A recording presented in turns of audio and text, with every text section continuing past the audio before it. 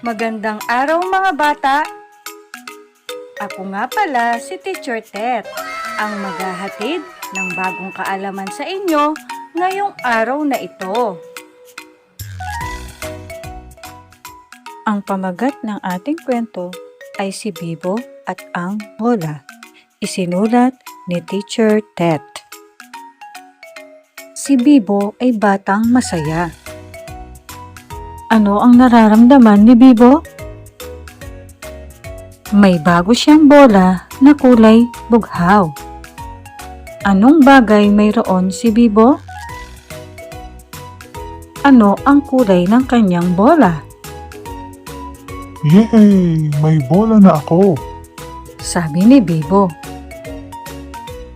Lumabas si Bibo sa bakuran. Napatalon siya sa tuwa dahil sa bola nito. Inikot-ikot niya ang kanyang bola.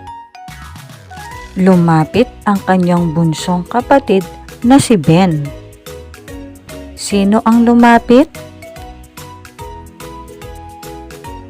Ako rin. Gusto ko ng bola. Wika niya.